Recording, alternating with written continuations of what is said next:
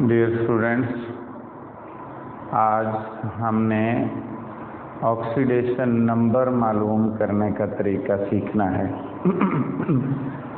जैसा कि last time मैंने आपको कुछ रूल्स बताए थे, जो रूल्स हैं उसके बारे में मैंने आपको गाइड किया था कि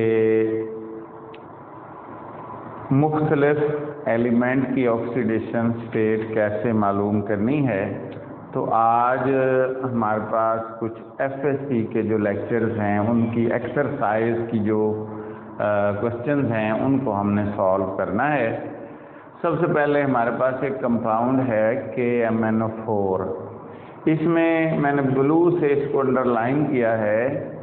मैंगनीज की बेसिकली हमने ऑक्सीडेशन स्टेट मालूम करनी है। सबसे पहले देखें, लास्ट टाइम मैंने आपको बताया था कि जो पोटाशियम है ये ग्रुप 1 का मेंबर है, तो इसकी ऑक्सीडेशन स्टेट +1 है, मतलब ये नोन है हमारे पास। और ऑक्सीजन की मोस्ट केसेस में मैंने आपको बताया था -2 होती है, वो -2 लिख ली। और जिसकी हमने फाइंड करनी है उसको हमने X फर्ज कर लिया। अब यहाँ पर अगर आप गौर करें तो जो आखिरी रूल है इसका, रूल नंबर 6, उसके मुताबिक ये बात है कि तमाम एलिमेंट जो एटम्स हैं, तमाम जो इसके अंदर एलिमेंट्स हैं, उन तमाम की ऑक्सीडेशन स्टेट को जमा किया और वो 0 के बराबर पुट कर दिया, क्योंकि उसके ऊपर कोई चार्ज नहीं है। न्यूट्रल कंपाउंड की बात कर रहे हैं। तो देखें, oxidation state of potassium plus oxidation state of manganese आ गया। प्लस क्योंकि ऑक्सीजन 4 हैं लिहाजा +4 पहले लिख लिया और oxidation state of oxygen is equal to 0। अब +1 आ गया, उसको हमने X फर्ज कर लिया, +X आ गया और +4 इसकी -2 आ गई और इज इक्वल टू 0 हो गया। +1 + X -8 और X -8 में से +1 निकालेंगे तो -7 रह जाएगा, और -7 जब उधर जाएगा तो ये +7 हो जाएगा। ये है मैंगनीज की ऑक्सीडेशन स्टेट। इसी तरह अगर आप, ये एक और कंपाउंड है जिसका नाम है potassium dichromate potassium chromate K2CrO4। इसमें हमने क्रोमियम की फाइंड करनी है। और इधर अगर आप देखें तो उसी तरीके से आ जाएगा oxidation number of potassium +1, oxidation number of oxygen -2, और जिसकी मालूम करनी है ये ऑक्सीडेशन स्टेट या ऑक्सीडेशन नंबर, उसको हमने X फर्ज कर लिया। अब अगर आप गौर करें तो पोटाशियम 2 है, 2 पहले लिख लिया, oxidation number of K + Cr oxidation number +4 पहले आ गया, ऑक्सीडेशन नंबर ऑफ ऑक्सीजन, और इसको बराबर पुट कर दिया 0 के। इसकी +1 है, 2 × +1 +X लिख लिया, +4 × -2 लिख लिया, +2 + X, और ये 4 × -2 -8 हो गया। -8 में से +2 निकाले, -6, ये उधर चला गया तो ये +6 हो जाएगा। ये ऑक्सीडेशन नंबर ऑफ क्रोमियम है। आगे हमारे पास एक और कंपाउंड है जिसका नाम है क्रोमियम क्लोराइड CrCl3। इसके अंदर सिर्फ 2 ही एटम्स हैं, एक क्रोमियम और एक क्लोरीन। क्रोमियम की हमने ऑक्सीडेशन स्टेट मालूम करनी है। जिसकी मालूम करनी है ऑक्सीडेशन स्टेट या ऑक्सीडेशन नंबर, उसको X उसकी फर्ज कर ली, और क्लोरीन की -1 है। जैसा कि मैंने आपको बताया था कि मोस्ट केसेस में ये हैलोजेंस की बात कर रहे हैं, और हैलोजेंस जो हैं उसकी -1 होती है। इन मोस्ट सेंसेस, ज़्यादा नहीं लेकिन कॉमनली जो है वो -1 होती है। और अगर -1 ना हो तो फिर हैलोजन की अननोन होती है, फिर हम उसको फाइंड नहीं कर सकते, फिर हम जो है डायरेक्टली नहीं बता सकते कि इसकी क्या होगी, फिर हमें मुख्तलिफ ज़रिए से जो है उसको फाइंड करना होगा। अब ज़रा गौर कर लें, उसी तरह oxidation number of chromium +3 oxidation number of chlorine तो इज इक्वल टू 0 हो गया, +3 लिख दिया, x +3 इंटू -1 तो -3 +3 हो गया। अब हमारे पास एक और आखिरी जो कंपाउंड है वो देखें इधर, पोटाशियम डाइक्रोमेट इसको हम कहते हैं।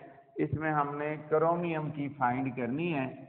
अगर आप देखें तो पोटाशियम की +1 हो गई, ऑक्सीजन की -2 और क्रोमियम को हमने x जो है वो फर्ज कर लिया। अब देखें 2 into oxidation number of potassium आ गया, +2 into oxidation number of chromium आ गया, और +7 into oxidation number of oxygen आ गया। क्योंकि ऑक्सीजन 7 है, क्रोमियम 2 है और पोटाशियम भी 2 है। 2 इंटू +1, 2 इंटू इसको x फर्ज किया हुआ है, और 7 इंटू -2 इज इक्वल टू 0। अगर आप गौर करें तो +2 आ गया, +2x -14 is equal to 0। 2x -12 क्योंकि 14 से +2 निकल जाएगा, और ये +12 उधर जाएगा, +12 हो जाएगा, -12 उधर +12 हो जाएगा, और 2 डिवाइड होगा तो ये +6 हो जाएगा। ये है इसका मालूम करने का तरीक़ाकार। अब हमारे पास कुछ और भी कंपाउंड्स और आइंस हैं जिनको हमने उनकी ऑक्सीडेशन स्टेट भी मालूम करनी है, उनके बारे में भी देख लीजिए, वो भी मैं आपको समझाता हूँ ताकि हमारी जो आज के लेक्चर में एक्सरसाइज है वो हमारी कंप्लीट हो जाए। उन कंपाउंड्स का भी हम जिक्र कर लेते हैं ताकि हमारा जो है आज का जो टॉपिक है उसमें सारे वो कंपाउंड और आइंस जो हैं वो क्लियर हो जाएं। सबसे पहले एक कंपाउंड है हमारे पास जिसको मैं आपको बताता हूँ, Cr2SO4 ओल्थराइड। अब यहाँ एक बहुत बड़ा प्रॉब्लम ये है कि यहाँ हम सल्फर की फाइंड नहीं कर सकते। वजह यह है कि हमें क्रोमियम की मालूम नहीं है। हम यहाँ पर सिर्फ और सिर्फ क्रोमियम की ही फाइंड कर सकते हैं। सल्फर की जो ऑक्सीडेशन स्टेट होती है वो वेरिएबल होती है, वो चेंज होती रहती है। अगर हम सल्फर की मालूम करना चाहते हैं तो फिर हमें क्रोमियम की मालूम होनी चाहिए, लेकिन क्रोमियम की खुद अननोन है, खुद वेरिएबल है। तो ऐसे सेंस में जब एक कंपाउंड के अंदर 2 की अननोन हो, 2 एलिमेंट्स की अननोन हो ऑक्सीडेशन स्टेट, फिर हम उसके लिए क्या करते हैं, फिर हम जनाब उसको एक पूरा रेडिकल का इस्तेमाल करते हैं। उस रेडिकल में कौन कौन से जो आपके सिलेबस में पूछे जा सकते हैं, एक तो ये सल्फेट है SO4, इसकी पूरे की लिखनी है -2।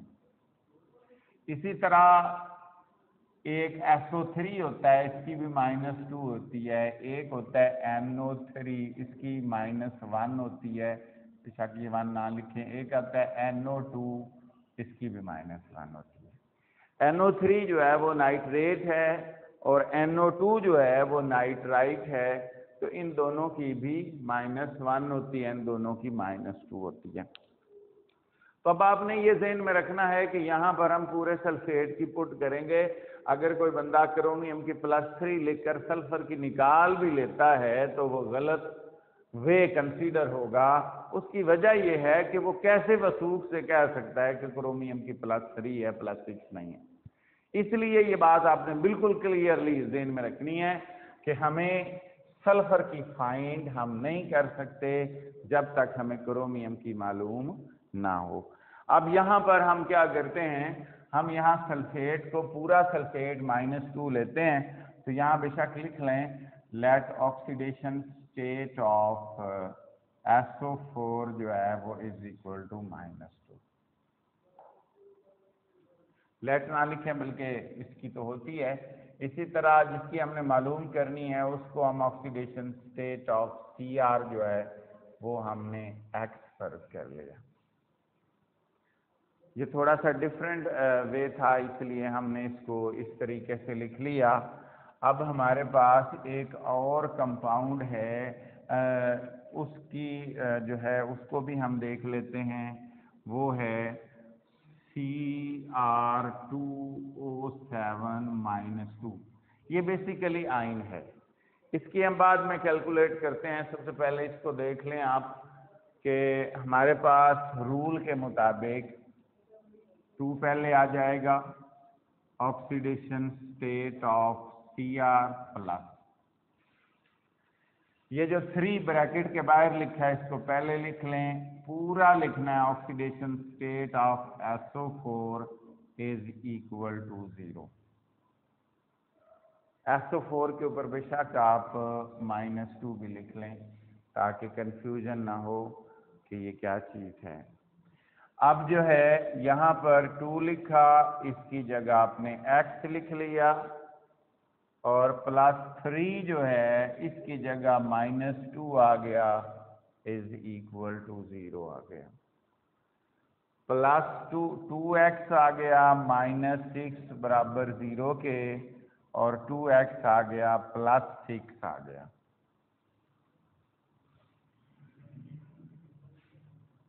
और x जो है वो आ जाएगा +6/2, और x आ जाएगा +3। इस तरह आप यहाँ पर कह सकते हैं कि हैंस ऑक्सीडेशन नंबर या ऑक्सीडेशन स्टेट ऑफ Cr +3। आपने ये बात याद रखनी है कि जब भी ऑक्सीडेशन स्टेट का आपने जिक्र करना है तो विद साइन करना है, विदाउट साइन नहीं करना। अब हम आगे चलते हैं। आगे हमारे पास ये आयन है। आयन के बारे में सीख लें कि चूंकि आयन के ऊपर चार्ज अपेरेंटली लिखा हुआ है, तो जब हम तमाम ऑक्सीडेशन स्टेट को एज पर रूटीन जब हम जमा करेंगे, ऐड करेंगे, तो हम 0 के बराबर पुट नहीं करेंगे, बल्कि अब जितना उसके ऊपर चार्ज है उसके बराबर पुट करेंगे। ये बड़ी अहम बात है कि पहले हम क्या बात कर रहे थे, पहले हम कर रहे थे 0 के बराबर। देखिए यहाँ 0 के बराबर पुट कर रहे हैं, लेकिन वहां 0 के बराबर पुट नहीं करेंगे। क्यों नहीं करेंगे? क्योंकि वो आयन है और ये न्यूट्रल कंपाउंड था। न्यूट्रल के लिए हम 0 के बराबर जरूर पुट करेंगे, इसके अलावा हम 0 के बराबर नहीं पुट करेंगे। जितना चार्ज होगा उतने के बराबर हम पुट करेंगे। अब यहाँ पर गौर कर लें। मिसाल के तौर पर अगर आप सबसे पहले पॉइंट लिखें, आप लिखोगे ऑक्सीडेशन स्टेट ऑफ ऑक्सीजन बराबर -2, let oxidation state of Cr बराबर है X। ये चीज हो गई। अब अगर आप गौर करें तो आपके पास क्या है, ऑक्सीडेशन स्टेट ऑफ Cr, और 2 इसके साथ लगा हुआ है तो उसको पहले लिख लें। +7 ऑक्सीडेशन स्टेट ऑफ ऑक्सीजन बराबर है -2 के लिखेंगे। 0 नहीं लिखेंगे क्योंकि ऊपर जो है वो -2 लिखा हुआ है। अब जो है इसी तरीके से आपने यहाँ पर लिखना है 2, इसकी जगह X लिख लेना है। 7 × -2 तो 2x हो जाएगा -14 -2, 2x +12 हो जाएगा 14 -2। चलें ऐसे कर लें तो +12 रह जाएगा 2x, और x बराबर है +12/2। ये 2 जो है उधर जाके डिवाइड हो जाएगा, और x की जो है वो ऑक्सीडेशन स्टेट जो है वो +6 रह जाएगी। 2 पर डिवाइड किया तो यहाँ पर आप लिख देंगे कि hence oxidation state of Cr जो है वो है +6। ये यहाँ तक का हमारा जो है ये हो गया। अब हम इसको फर्दर जो है एक और क्वेश्चन है जिसमें कुछ और भी ऑक्सीडेशन स्टेट्स जो हैं, वो क्वेश्चन नंबर 5 है। इसी का नेक्स्ट जो पार्ट है उसके अंदर भी कुछ कंपाउंड्स दिए हुए हैं, तो उनकी हम ऑक्सीडेशन स्टेट को डिस्कस कर लेते हैं। तो वो ज़रा देख लें। मिसाल के तौर पर हमारे पास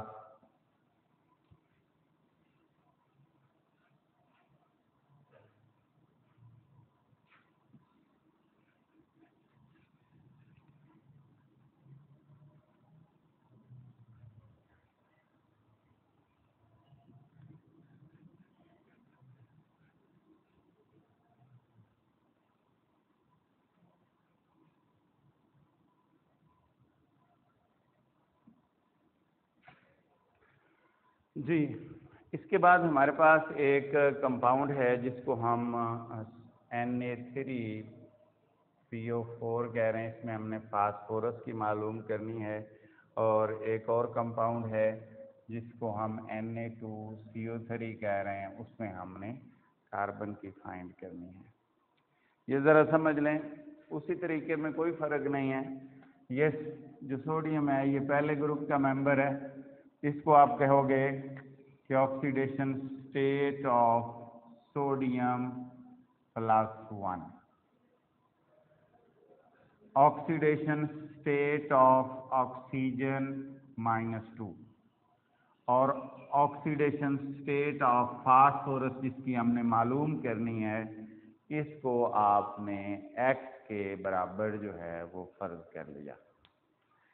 अब देखें सिंपल रूल जो आपने पहले देखा, 3 को पहले लिख लें, oxidation state of sodium plus oxidation state of phosphorus एक ही है, +4 ऑक्सीडेशन स्टेट ऑफ ऑक्सीजन = 0। ये भी कंपाउंड न्यूट्रल है, इसीलिए हमने इसको 0 के बराबर जो है वो फर्ज कर लिया है, पुट कर दिया है। 3N2 इसकी जगह +1 लिखोगे, फास्फोरस की जगह आप X लिखोगे, और +4N2 -2 बराबर है 0 के।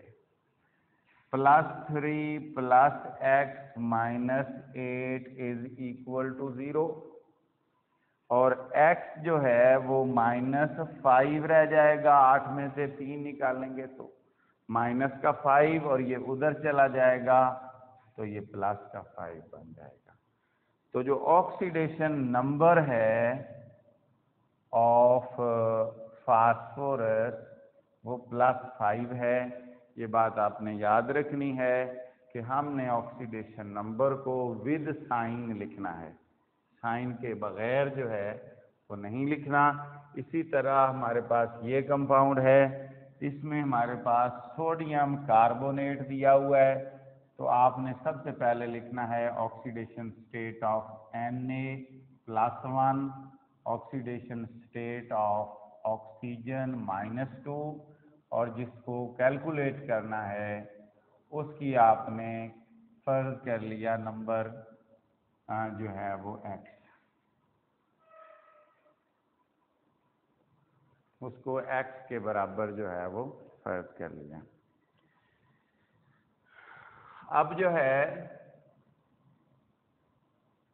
रूल के मुताबिक क्या होगा, ऑक्सीडेशन स्टेट ऑफ Na कितने हैं, 2 लगे हुए हैं, plus oxidation state of C +3 oxidation state of oxygen =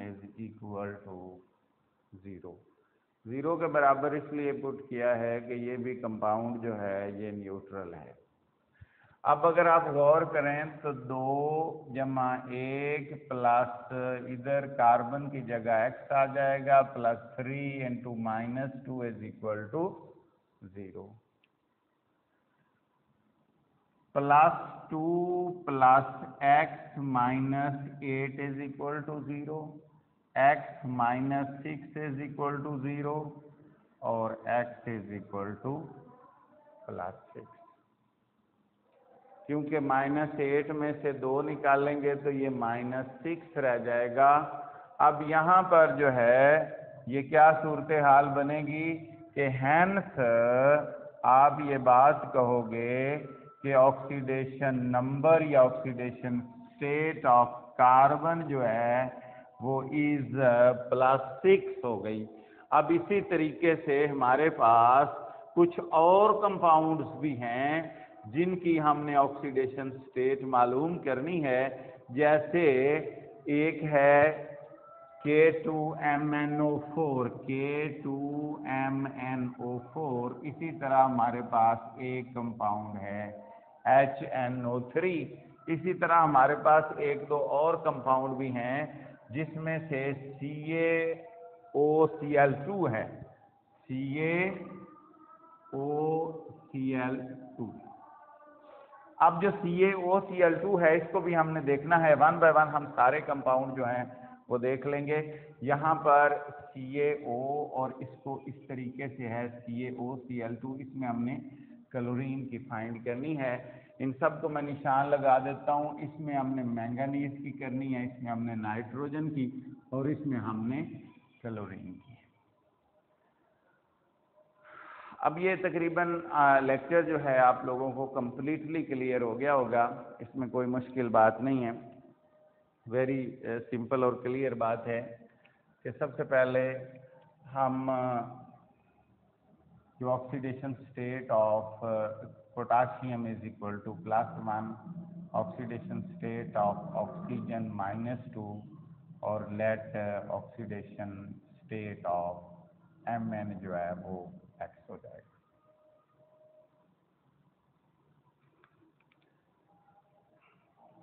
अब इसी तरीके से देखें पोटाशियम कितने हो गए 2, oxidation state of K plus oxidation state of Mn plus oxidation state of oxygen और इसके इधर 4 लग गया इज इक्वल टू 0। ये 0 आ जाएगा। अब देखें आप गौर करें 2 इधर +1 हो गया, इधर x हो गया, इधर 4 × -2 हो गया, इधर 0 हो गया। +2 और +x -8 और x -6 और x जो है वो +6 हो गया। इसका मतलब जो ऑक्सीडेशन स्टेट आपने मैंगनीज की मालूम की है वो +6 हो गई। इसी तरीके से आप HNO3 की भी मालूम कर सकते हैं। वहाँ पर ऑक्सीडेशन स्टेट जो है ऑफ हाइड्रोजन जो है वो +1 है क्योंकि एसिड है। एसिड में हाइड्राइड में -1 होती है हाइड्रोजन की और मोस्ट केसेस में हाइड्रोजन की +1 होती है। और ऑक्सीडेशन स्टेट ऑफ ऑक्सीजन जो है वो -2 है और जिसकी हमने मालूम करनी है उसको हमने x के बराबर जो है वो पुट कर दिया। अब कोई मुश्किल अगली बात नहीं है। इसी तरीके से आप देखेंगे oxidation state of hydrogen plus oxidation state of nitrogen. Oxygen 3 है तो ऑक्सीडेशन स्टेट ऑफ ऑक्सीजन बराबर है 0 के। इसी तरीके से यहाँ देखें, यहाँ +1 आ जाएगा, +x आ जाएगा, +3 × -2 इज इक्वल टू 0। अब यहाँ क्या आ जाएगा +1 +x -6 और x -5 और x जो है वो +5 हो जाएगा उधर जाकर।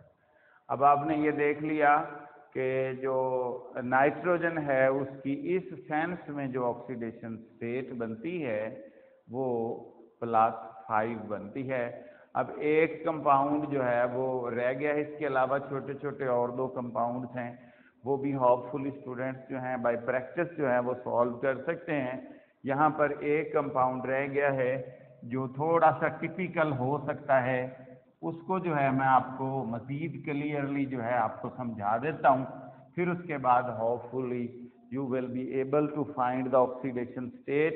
फिर आप ऑक्सीडेशन स्टेट जो है वो फाइंड करने के काबिल हो जाएंगे। अब वो जो कंपाउंड है वो ज़रा गौर से देख लें, CaOCl और ये होल्ट वाइज है। इसमें हमने मालूम किसकी करनी है, क्लोरीन की। सबसे पहले ऑक्सीडेशन स्टेट या ऑक्सीडेशन नंबर भी हम इसको कहते हैं ऑफ कैल्शियम, इसको +2 के बराबर रख लिया। क्यों 2 के बराबर रख लिया? वजह ये है कि कैल्शियम जो है ये ग्रुप 2 का मेंबर है, और जो ग्रुप 2 के मेंबर्स होते हैं उसकी ऑक्सीडेशन स्टेट +2 होती है, और ऑक्सीडेशन नंबर जो है ऑफ ऑक्सीजन वो -2 हो गया, और जिसकी हमने मालूम करनी है उसको हमने X के बराबर फर्ज कर लिया। सबसे पहले oxidation number of calcium plus, अगर आप देखें ब्रैकेट, ये पूरी ब्रैकेट है और ब्रैकेट के बाहर 2 लिखा है, तो सबसे पहले आप 2 को लिख लें, पहले 2 लिख लें जो ब्रैकेट के बाहर लिखा है। Oxidation number of oxygen plus oxidation number of chlorine compound neutral है, इसको 0 के बराबर जो है वो पुट कर दिया। इसी तरह ऑक्सीडेशन नंबर ऑफ कैल्शियम, इसकी जगह पर +2 आ जाएगा, +2 ऑक्सीजन जो है उसकी जगह आ जाएगा -2 + X is equal to 0। Chlorine की जगह X आ जाएगा। अब जब ये 2 होगा तो दोनों से मल्टीप्लाई होगा, +2 ये मल्टीप्लाई होगा, तो देखिए ये +2 -2 से मल्टीप्लाई होगा -4, ये +2 X से मल्टीप्लाई होगा तो 2X इज इक्वल टू 0। ये थोड़ी सी समझने वाली बात थी कि 2 जो है दोनों से ज़रब खाएगा, इससे भी खाएगा और उससे भी खाएगा, दोनों से मल्टीप्लाई होगा। अब क्या होगा, -2 + 2X इज इक्वल टू 0, क्योंकि 4 में से 2 निकाले तो माइनस का 2 रह जाएगा। अब 2X ये उधर जाएगा तो ये प्लस का 2 बन जाएगा, और X जो है प्लस का 2 डिवाइडेड बाई 2, तो X जो है वो +1 रह जाएगा। तो इसका मतलब हैंस जो ऑक्सीडेशन नंबर है ऑफ Cl इज +1। साइन साथ जो है वो ज़रूर लिखना है। आज का लेक्चर जो है यहाँ तक हमारा कंप्लीट हुआ। इसके अंदर हमने तमाम कंपाउंड जो हैं उसकी ऑक्सीडेशन स्टेट देख ली है। नेक्स्ट जो है इंशाल्लाह हम जो है अगले लेक्चर में क्या पढ़ेंगे, इक्वेशंस को बैलेंस करना सीखेंगे। तो यहाँ तक आज का लेक्चर है। इंशाल्लाह नेक्स्ट लेक्चर में हम आपको फर्दर